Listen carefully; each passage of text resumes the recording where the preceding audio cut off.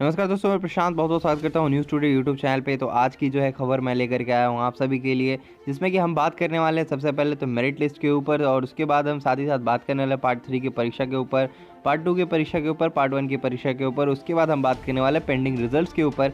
यहाँ पे काफ़ी सारे कमेंट्स हमें मिले हैं जिसमें कि पूछा गया है कि पेंडिंग रिजल्ट्स का अब क्या होने वाला है, क्योंकि आप सभी ने ऑनलाइन जो है रिपोर्ट किया था जिसमें कि आपका टिकट जनरेट हुआ था। कहा गया था कि एक हफ्ते के अंदर अंदर जो आप सभी का रिजल्ट ठीक हो जाएगा, या तो 90 दिनों के समय लेने के बाद जब आपका रिजल्ट ठीक हो जाएगा। लेकिन अब यहाँ पर आप देख सकते हैं कि आपका 2 महीना से भी ऊपर यानी कि 90 दिन के आसपास जो है आपका समय बीत चुका है, लेकिन आपका रिजल्ट अभी तक ठीक नहीं हुआ है। उसके लिए भी यहाँ पर रिपोर्ट्स है। As you all know that कि बिहार यूनिवर्सिटी हमेशा एक ही चीज़ को दोहराते रहती है, यानी ये वो है चीज़ें, गलतियाँ जो हमेशा बिहार यूनिवर्सिटी करती है। हर रिजल्ट के बाद रिजल्ट पेंडिंग में जाते हैं, कभी रिजल्ट्स गड़बड़ आते हैं, कभी किसी पेपर का मार्क्स किसी और पेपर में शो हो रहा होता है। तो ऐसी गड़बड़ियाँ हमेशा सामने निकल करके आती है।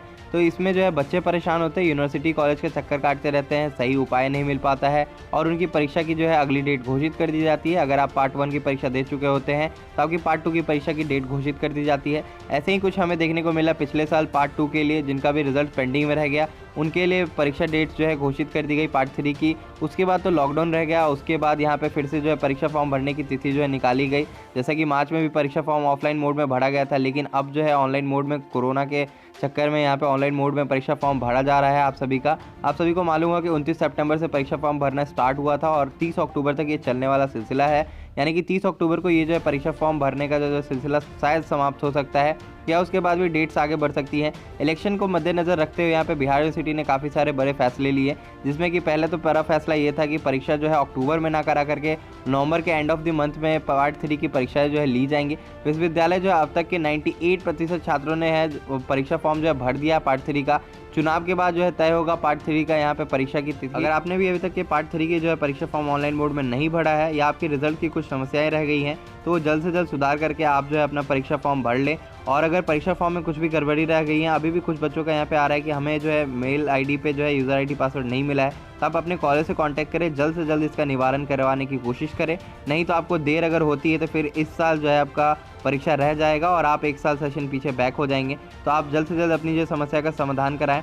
अब हम यहाँ पे बात करते हैं पेंडिंग रिजल्ट्स वालों की। पेंडिंग रिजल्ट के सुधार में जो है अभी तक के तेज़ी आई है। जैसा कि बताया जा रहा है यूनिवर्सिटी की तरफ से कि 400 से अधिक जो आवेदन आ चुकी है, 250 तक का जो है यहाँ पे समाधान हो चुका है, ऐसा यूनिवर्सिटी का कहना है। अब अगर आप भी इसमें से हैं, अगर आपका भी रिजल्ट पेंडिंग रह गया है, कोरोना के कारण जो है रुके थे छात्र के काम यहाँ पे, जैसा कि बताया गया यूनिवर्सिटी की तरफ से, जिसमें कि कहा गया कि कोरोना के लेकर के यहाँ पे जो है आप सभी का रिजल्ट ठीक नहीं हो पा रहा था।